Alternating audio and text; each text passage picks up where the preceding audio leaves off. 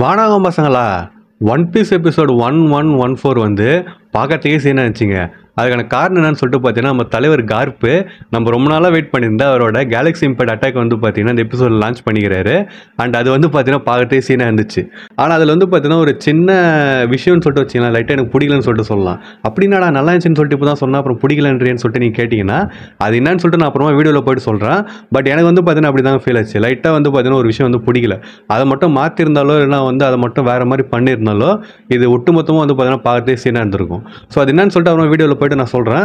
And இந்த வீடியோவில் வந்து பார்த்தீங்கன்னா அந்த எபிசோடோட ரிவ்யூ தான் நம்ம வந்து பார்க்க போகிறோம். ஸோ வாங்க ரிவ்யூ பண்ணலாம்.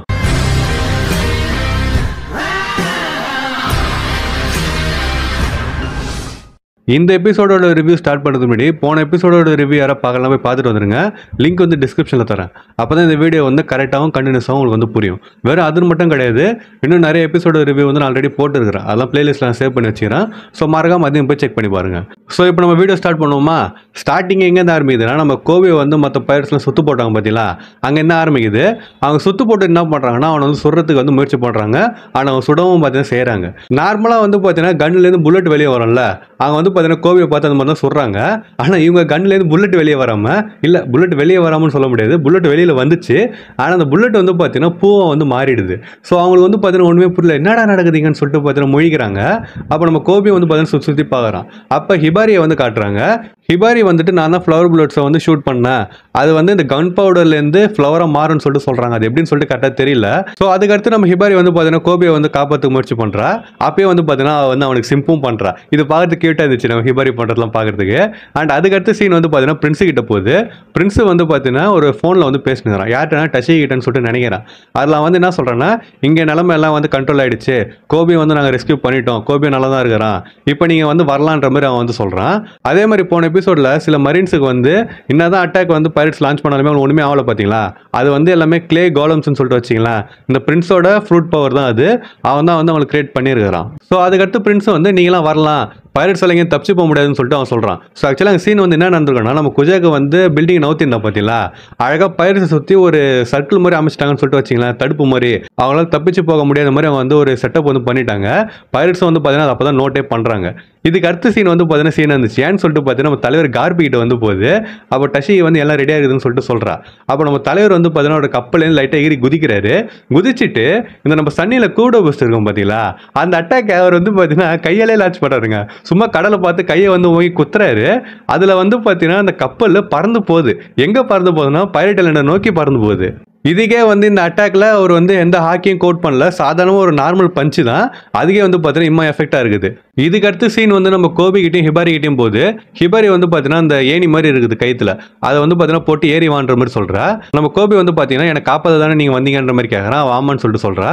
அடுத்து ரொம்ப நன்றின்ற மாதிரி வந்து பார்த்தீங்கன்னா அவன் வந்து சொல்கிறான். ஸோ சொல்லிட்டு அவன் வந்து ஏற போகிறான். அப்போ பைரட்ஸ் எல்லாம் வந்து பார்த்தீங்கன்னா அப்படியே ஆச்சரியத்துலேயே வந்து அதே மாதிரி ஷாக்லேயே வந்து பார்த்தீங்கன்னா கத்தின்னு கிடக்குறானுங்க. என்னடா அவனை கத்துறான்னு சொல்லிட்டு திரும்பி பார்க்குறான். அதுக்கடுத்து வந்து பார்த்தீங்கன்னா மேலே பார்க்குறான். பார்த்தா நம்ம கார்போட கப்பல் மேலே வந்து பறந்துட்டு வருதுங்க. எல்லாம் வந்து பார்த்தீங்கன்னா வாயை பொழுதுன்னு பார்க்குறாங்க. என்னடா இது, எப்போ ஒரு கப்பல் வந்து பறகுது, என்ன நடக்குதுங்கன்னு சொல்லிட்டு பார்த்தீங்கன்னா வந்து ஆச்சரியத்துலேயும் குழப்பத்துலேயும் வந்துருக்கானுங்க. அதே மாதிரி அந்த கப்பலில் யார் இருக்கிறான்னு சொல்லிட்டு பார்க்குறானுங்க. பார்த்து நம்ம தலைவர் வந்துருக்கிறாரா, அதை பார்த்து வந்து பார்த்தீங்கன்னா எனக்கு ஷாக் ஆகிறானுங்க பைரட்ஸ் எல்லாரும்.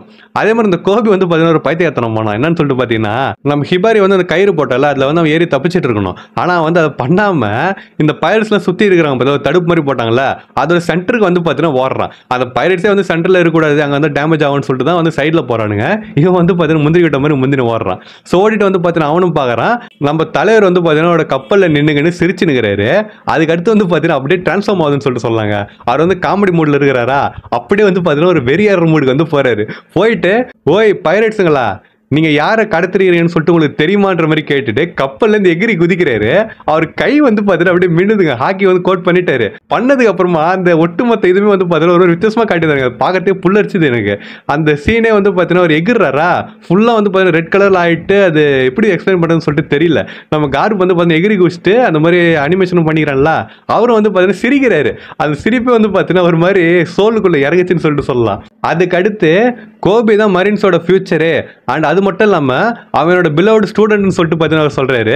சொன்னதுக்கு அப்புறமா கேலக்ஸி இம்பாக்ட் அட்டாக் வந்து பார்த்தீங்கன்னா லான்ச் பண்ணுறாரு. அது சீனாக இருந்துச்சுங்க. அவருக்கு பின்னாடி அப்படியே கேலக்ஸியே வந்து தெரியுது. அதுக்கடுத்து வந்து பார்த்தீங்கன்னா அட்டாக் வந்து லான்ச் பண்ணுறாரு. அந்த அட்டாக் வந்து பார்த்தீங்கன்னா போய் லேண்ட் ஆகுது. லேண்ட் ஆகிட்டு அந்த ஒட்டுமொத்த இடத்தையும் வந்து பார்த்தீங்கன்னா அழிக்குது. பைரட்ஸ்ல வந்து பார்த்தீங்கன்னா பறந்து போகிறாங்க. இது பார்க்கத்தே சீனாக இருந்துச்சு. ஸோ இப்போ நான் முன்னாடி சொன்ன பார்த்தீங்களா, எனக்கு வந்து பிடிச்சது அப்புறமா பிடிக்கலன்னு சொல்லிட்டு. எது பிடிச்சதுன்னா கார்ப்பு கேலக்ஸி இம்பாக்ட் வரைக்கும் அந்த சீன் வந்து இருக்குது பார்த்தீங்களா, அது வரைக்கும் பிடிச்சது. அவர் கேலக்ஸி இம்பாக்ட்னு சொல்லிட்டு சொல்லுவார்ல, அது எல்லாமே ஓகே தான், பக்காவாக டாப் நாச்சில் வந்து இருந்துச்சு. ஆனால் எது பிடிக்கலன்னா ஒன்ஸ் கார்ப் வந்து கேலக்ஸி இம்பாக்ட்னு சொல்லி முடிச்சதுக்கு அப்புறமா அந்த அட்டாக் வந்து போய் ஐலாண்டில் லேண்ட் ஆகுது பார்த்தீங்களா, அதுக்கப்புறம் அந்த அனிமேஷன் ஒரு மாதிரி இந்த மாதிரி இருந்துச்சுங்க. அதாவது எப்படி நார்மலானு சொல்ல முடியாது, அதே மாதிரி ஓவர்னு சொல்லிட்டு சொல்ல முடியாது. அது ஏதோ குறைஞ்சதுங்க, எனக்கு கரெக்டாக எக்ஸ்பிளைன் பண்ண முடியல. பார்க்குறப்ப சாதாரணமாக இருக்கிற மாதிரி நல்லா இருக்கிற மாதிரி தான் இருக்குது. ஆனால் அந்த அனிமேஷன் வந்து பார்த்தீங்கன்னா கலராக இல்லைனா வந்து அவனுக்கு பண்ண விதமானு சொல்லிட்டு எனக்கு தெரியல. அது மட்டும் எனக்கு ஒரு மாதிரி ஃபீல் ஆச்சுங்க. அதுக்கப்புறம் அந்த பில்டிங்லாம் நொறுங்கும் பார்த்தீங்களா, அதுவும் நல்லா இருந்துச்சு. அண்ட் அதுக்கடுத்து பைரட்ஸ் அப்புறம் கோபிலாம் பறந்து போவாங்க, அதுவும் வந்து நல்லா இருந்துச்சு. ஆனால் அந்த அட்டாக் லான்ச் ஆகிட்டு அந்த வெடிக்கும் பார்த்தீங்களா, அதுதான் வந்து நல்லா இல்லாத மாதிரி எனக்கு வந்து ஃபீல் ஆச்சு. ஏன்னு சொல்லிட்டு எனக்கு தெரியல. உங்களுக்கும் அப்படி ஃபீல் ஆச்சா இல்லைன்னு சொல்லிட்டு கமெண்ட் பண்ணிட்டு போங்க. ஒருவேளை எனக்கு மட்டும் தான் அப்படி தோணுதானு சொல்லிட்டு தெரியல. ஆனால் இன்ஸ்டாலே ஒரு நண்பர் வந்து சொல்லியிருந்தார் எனக்கு வந்து அந்த மாதிரி தான் இருந்துச்சுன்னு சொல்லிட்டு. அதனால் உங்களுக்கு எப்படி இதுன்னு சொல்லிட்டு போங்க. மறக்காமல் இந்த வீடியோக்கு வந்து ஒரு லைக்கை போட்டுருங்க. சரி வாங்க இந்த வீடியோ கண்டினியூ பண்ணுவோம். ஸோ இதுக்கடுத்து என்ன நடக்குதுன்னா, நம்ம தலைவரும் அப்புறமா அவரோட கப்பலை வந்து பார்த்தீங்கன்னா லேண்ட் ஆகுது. அவர் வெறுங்காலே வந்து லேண்ட் ஆகிறாருங்க. அம்மா ஹைட்டில் எகிரி குச்சாரு. அங்கேருந்து அவர் அப்படியே வந்து பார்த்தீங்கன்னா கீழே விழுந்து நார்மலாகவே லேண்ட் ஆகிறாரு. கப்பல் வந்து கீழே வந்து நொறுங்கணும்ல, அது நம்ம பிரின்ஸ் வந்து என்ன பண்ணுறான்னா அவனோட அந்த கிளே மாதிரி ஒரு இதை ஃபார்ம் பண்ணுறான். ஃபார்ம் பண்ணிவிட்டு அந்த ஒரு சாஃப்ட்னஸ் கொடுக்குறான்னு சொல்லிட்டு வச்சிங்களேன், அந்த கப்பல் வந்து அதுக்கு எந்த டேமேஜும் ஆகாமல் இருக்கிறதுக்கு.